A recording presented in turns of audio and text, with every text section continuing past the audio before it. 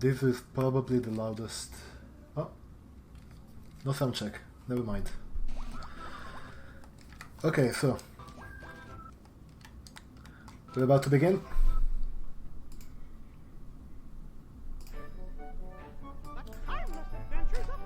Welcome everyone, this is Mickey's Wild Adventure, also known as Mickey Mania. Let me just make sure that I'm on normal difficulty with 5 lives. And let's go. So this game was released originally in 1994 on Super Nintendo, Sega Genesis, Sega CD, and later in 1996 it came out on PS1. However, the PS1 version is PAL only. This only came out in Europe. The base game is probably the Genesis version. The Super Nintendo is kind of a port. The Sega Genesis is kind of like the Genesis, but with the Sega CD is kind of like the Genesis, but it's got different music. And finally, the PS1 builds on top of the Sega CD version. The run itself doesn't feature many glitches. It features some unintended jumps, like this one that I'm doing now. I'm getting on top of this balcony by jumping on the bird. Otherwise I'm supposed to use this spring right here. Notice the checkpoint over here, the rockets are checkpoints. The checkpoint system in this game is interesting. The way it works is if you don't touch the checkpoint and you die, then you respawn at the start of the level. If you touch the checkpoint and then you die, you respawn where you last touched the ground. So, as you can imagine, this has quite a few uses for the speedrun. We can just do death abuses and respawn right where we were. And we will be using this a few times. The main point of the run is kind of health management. The health meter is in the top left of the screen, and coming up is the first boss, if I cannot miss this. Oh no, I fell. Debated. There's a secret area down here where we can get some more lives and some health. Oops. I meant to split there, but I don't have splits. Now we're in the second cartoon of the game. The game is organized in 6 cartoons. This is the Mad Doctor. The first one was Steamboat Willie, and we'll go on through 6 of Mickey Mouse's famous cartoons. You saw me pass through a bat earlier. That's going to be kind of recurring in the run. The enemies have some iframes when we hit them. And during those iframes we cannot hit them again, but they also can't hurt us. And so on certain enemies it allows us to pass through them. We're coming up on the first autoscroller of the game. This is called Gurney Ride. And we are riding a gurney. Not much we can do to speed this up. But if you're tired of all the 2D, don't worry, there's also some 3D levels. And here it is.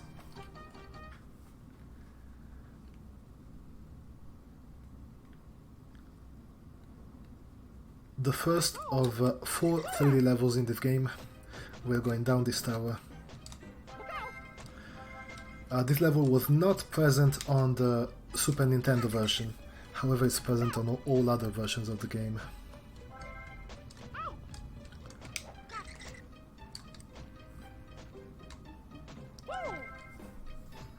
The bats are on a global cycle, but the crates are on a trigger. So it's important to pretty much always do everything the same way if we want the bats to always be in the same positions.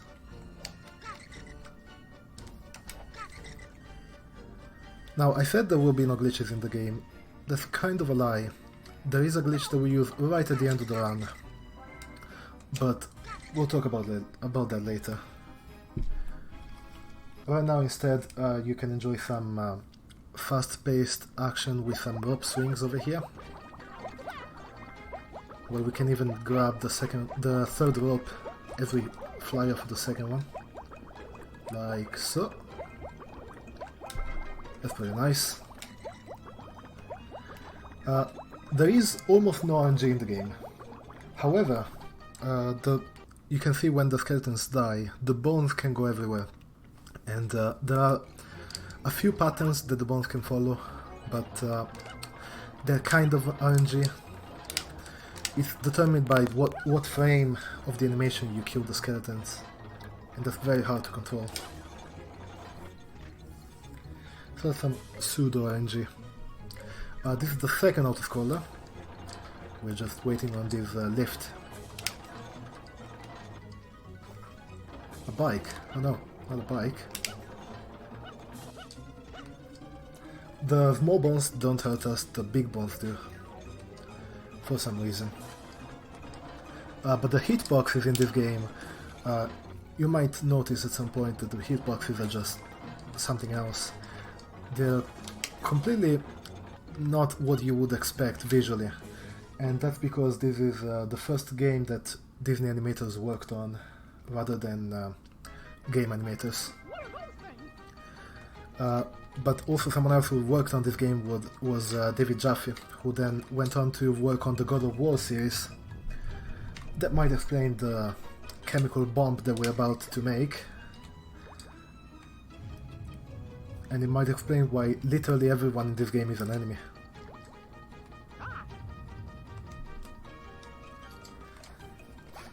And we're about to have the second boss fight of the game. This is the Mad Doctor. We skipped the first boss fight earlier.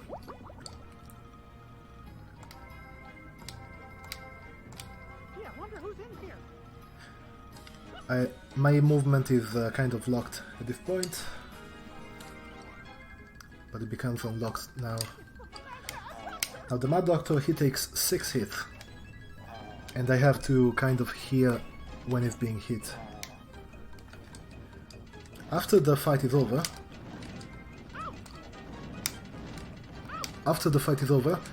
there is an unskippable cutscene where I walk to the right, so I want to make sure I'm as far right as I can.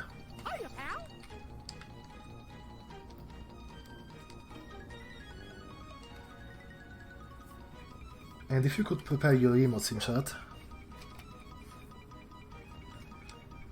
because we're about to see a bit of a scene that's only on the Sega CD version and on the PS1.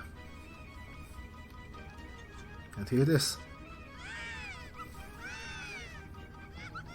For some reason the Mad Doctor turns into a baby. Somehow.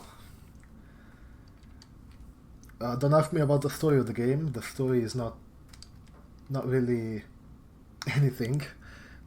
Pretty much we are going through Mickey's old cartoons and we are rescuing the Mickeys from each cartoon, if that makes any sense. Oh, I was hit there, that's not good. We need to avoid all the falling branches here. These 3 branches that just fell are actually interesting because if I had the health to do so, I could have done 1 damage boost that would allow me to go through all 3 of those. And that would be pretty sweet. But otherwise this is kind of a slow level because we don't have enough health to tank all of the branches. Instead on the Sega Genesis run, the branches have a very small hitbox, and so you can just jump through them. And now another autoscroller is coming up, and another 3D level. Here we are being chased by a moose. As you might guess, the rocks are something that we can stumble on and lose time. And the apples that we get, for some reason, we take apples to go faster. Mickey has a hidden stamina meter that refills by eating apples. Remember kids, if you want to run fast, eat your apples. But this is a great time for donations if you have any.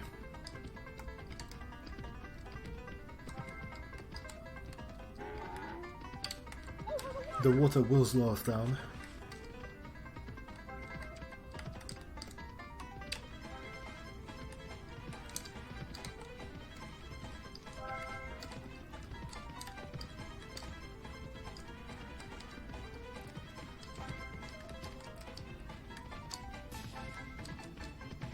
As I said, the game is organized in cartoons. There are 6 cartoons in total, or 7, but the 7th one is a bonus level only. This is the end of the 3rd cartoon, Moose Hunter, and we're moving on to Lonesome Ghosts.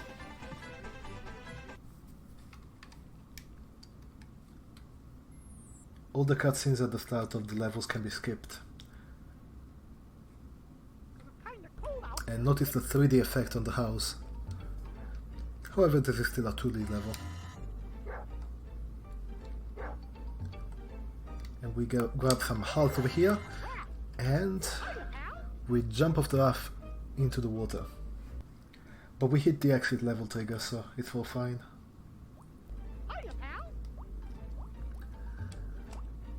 Now these ghosts, unlike most enemies before them, cannot be killed. To avoid taking damage, I kinda have to wait on them. The ramps will turn into... well, the stairs will turn into ramps. That's a bit of a skip right there. The stairs will turn into ramps and block our movements for a bit. Because reasons.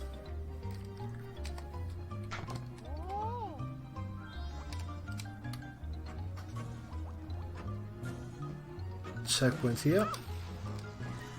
Not that we need it. And coming up is some very annoying stairs. Let's see if I can get the fast cycle on these stairs. Oh no, I missed it. Never mind. You have to jump early and then early and then early and then early. There we go. Just like that. And then this cycle here should be fine. This is not a global cycle. Now here, I can explain the difference between easy and normal. You see all of this water here. All of this water would normally hurt us if we weren't on the barrel. Now on easy, that's fine because we take half damage, and so we can actually just walk through the water in this section and make it without even dying. On normal we can't quite do that. But here I'm going to take the first intentional death, because I want to be full health for the next section.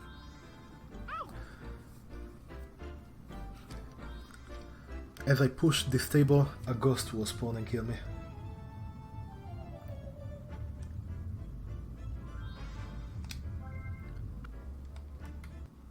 The death animation can be skipped, so dying only loses about 4 seconds. But then we have plenty of health to actually take damage elsewhere. And that's exactly what I'm going to do in the next section. Here this is not on a global cycle, this is on a trigger, so I can just run through and none of these ghosts will actually hit me. They cannot hurt us during the fade out animation, only when they're actually on screen. And we are reaching the 4th cartoon of the game, Mickey and the Beanstalk. Mickey and the Whoa, that sound.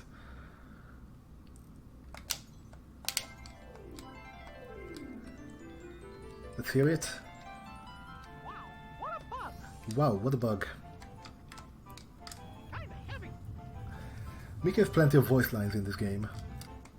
On Super Nintendo he says pretty much nothing. Here I'm going to jump on this butterfly. There we go. This keeps having to do a whole bunch of stuff on the right, where I have to like put water in a pot and grow a plant. It skips a lot of stuff.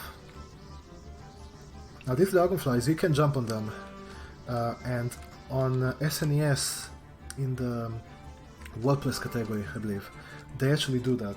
However, the timing doesn't quite work as well on this version, so we ride the leaves instead. We do intended struts.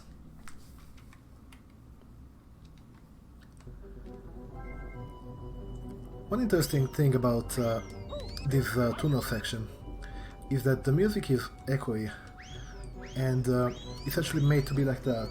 The music itself is not echoey, but if I pause the game, the echo will remain for like a second. So it's an effect that the game actually has itself.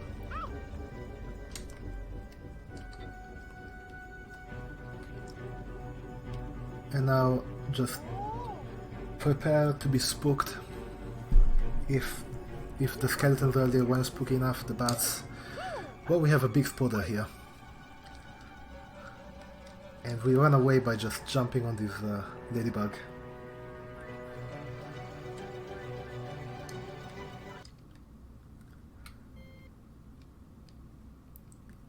Why does the ladybug run fast? I don't know.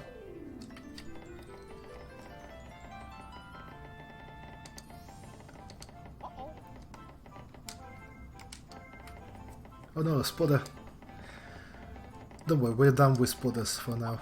Actually, for the whole run.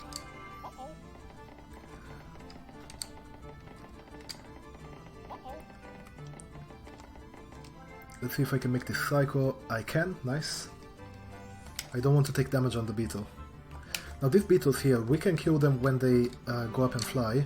However, one thing about the beetles is that they can hurt us even during their death animation. So we have to be careful with that. Oh, we took damage there. Now here we have to kill a bunch of butterflies. But this level is pretty nice because we can like hold right the whole time. If we do it correctly, of course.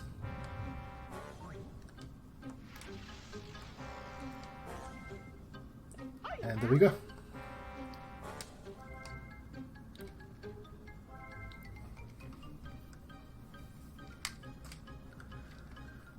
Now, of course, you can't have Mickey and the Beanstalk without having the giant that's in the cartoon.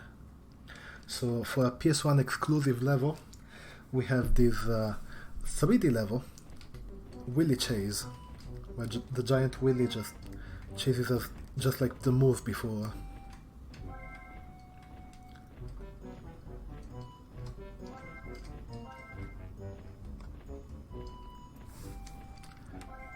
And this is yet another auto-scroller. We eat apples just like before. Instead of having rocks to stumble on, we have mushrooms.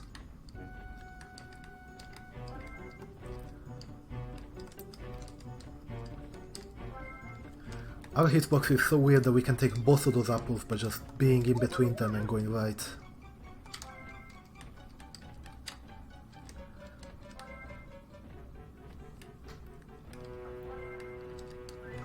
The music is pretty nice in this part though. The music in general is very nice in this game. I would say the Super Nintendo and Genesis have kind of similar music. The Sega CD and PS1 have exactly the same music. I personally prefer the music from Sega CD and PS1 rather than the one from SNES and Genesis. But now is the 6th and final cartoon of the game, and by far the longest, The Prince and the Pauper. The longest, the hardest, and the last. To start things off, we have some kind of tricky chandelier jumps, where we have to rock the chandeliers to gain height and momentum. And then in this level we are introduced to a new type of enemy, the weasels, which take 3 hits to die, unlike most enemies in the previous levels.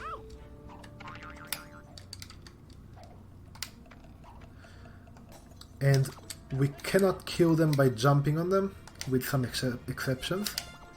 The exception being, if they have already been hit twice, then we can kill them by jumping on them. I didn't want to die quite yet there, but it's fine.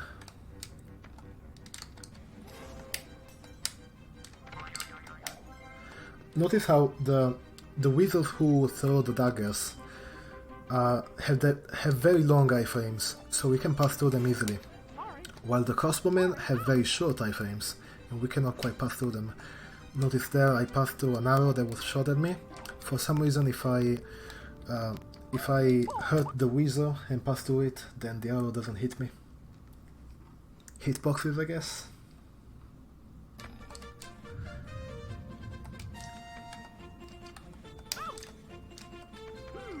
And here I would like to save some health for the next part.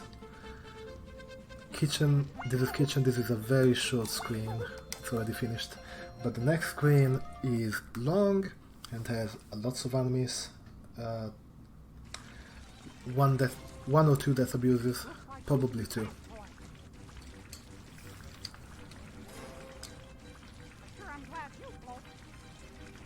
Your library is kind of wizard spam, but dungeon even more so. We jump off of the dock at the earliest time possible. And then iframes. Just pass through enemies. The counter on the top right of the screen is my marble counter, and it shows how many marbles I have left. I use marbles to throw and hit enemies with. Every time you die, your marble counter is halved or set at 10, whichever is the highest. Here I take a checkpoint so I can die peacefully.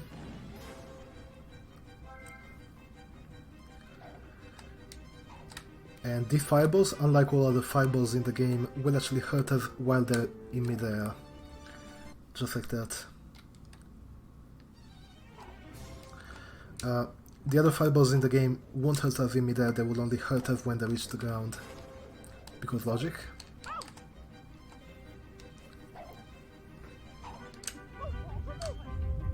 Those walls are moving, oh no.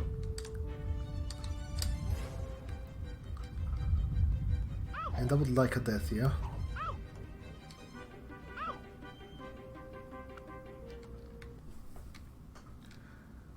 That was not an optimal amount of health to be at, but we made it work.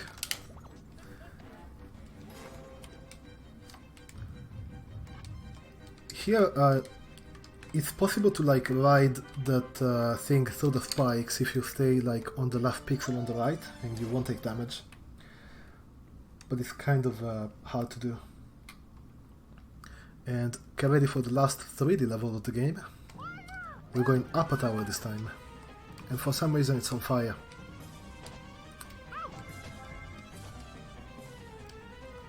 There are still crates falling down at us, but there's also something new. There are also metal spike balls that for some reason sound like they're wooden. Skippable death cutscene is pretty good. It's not skippable on Sega CD, and it's very long.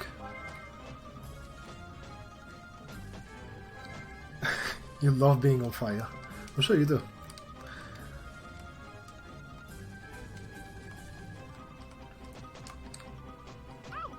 Took damage there, but it's fine. And the last autoscroller of the game. This time with fire as well. Fire is coming up from the bottom, and here we can actually go ahead of the screen, unlike all other autoscrollers.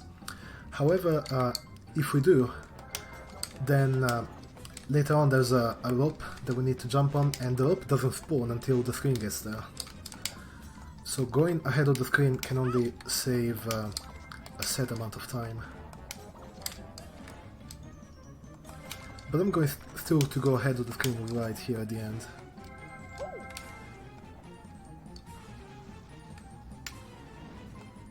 And there's the rope. Now this is kind of a monkey ass, the whole level, because there's so much going on. And we're Tarzan now.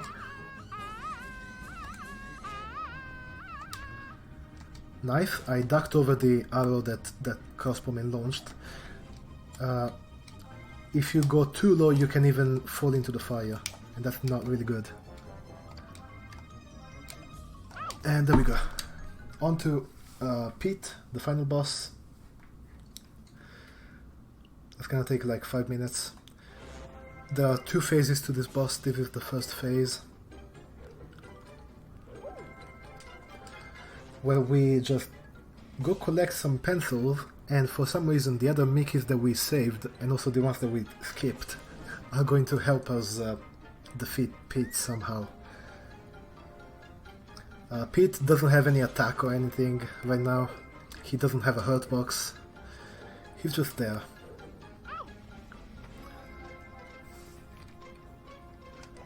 You know, for some reason.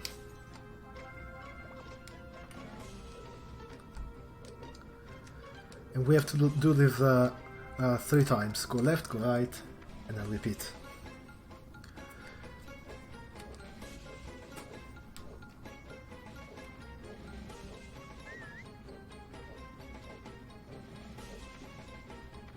The health and marbles always spawn here, but the enemies also do. So killing them is kind of pointless. Different from Super Nintendo? Yes, this is the boss, the first boss that's not on SNES or Genesis. This boss is only on Sega CD and PS1, but don't worry, the boss from SNES is also there later.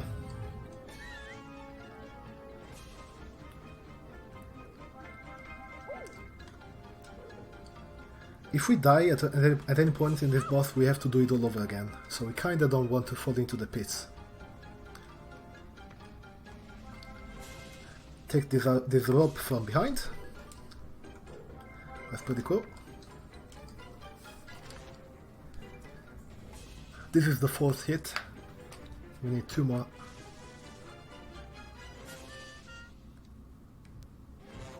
Somehow a moose got in there. You know, for some reason. I don't know if you noticed earlier when I was hitting the dagger throwing weasels. Their underwear shows up and they have like polka dot underwear. Pete, his underwear also shows, and you'll see how it is.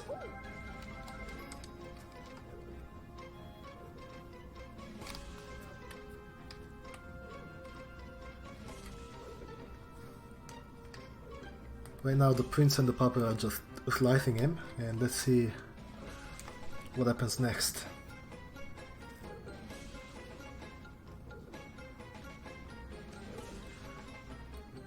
There it is, underwear with hearts. Lovely.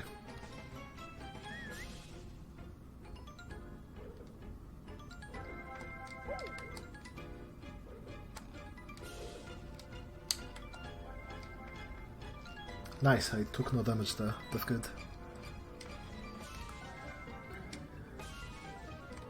Final hit, and then we move on to phase 2.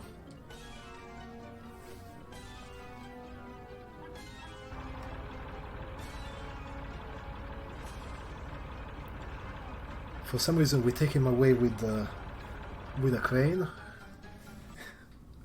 Logic. And now we are in this room. Captain of the Guard. The way this works is this phase requires 8 hits. First we have 4 with spikes, because, you know, he would just jump on spikes.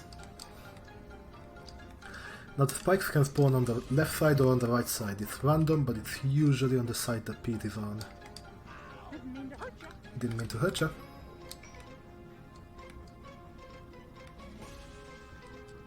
Oh, this time it's on the other side.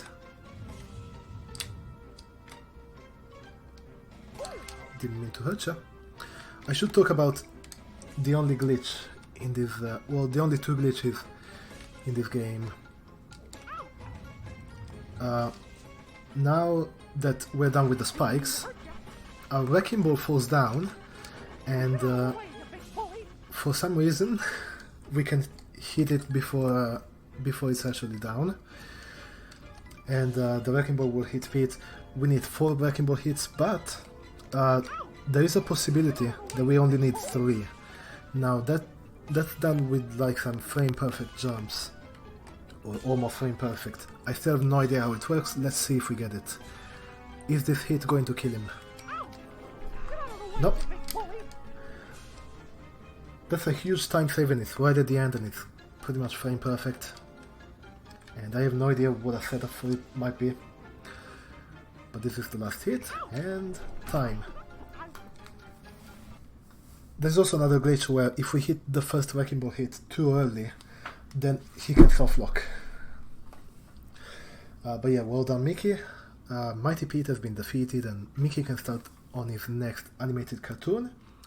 Watch for it coming soon. Don't forget to watch for it.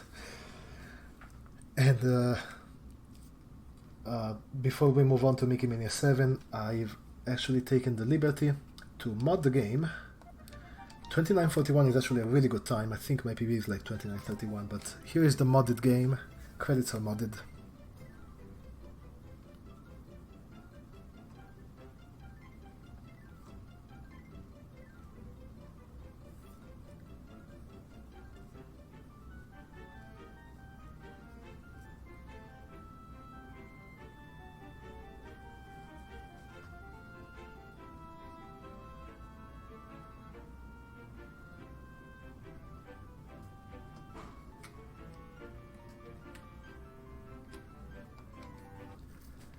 That's all for Mickey Mania. Let's go fight the evil dog now. Let me actually check what my PB actually was. 'Cause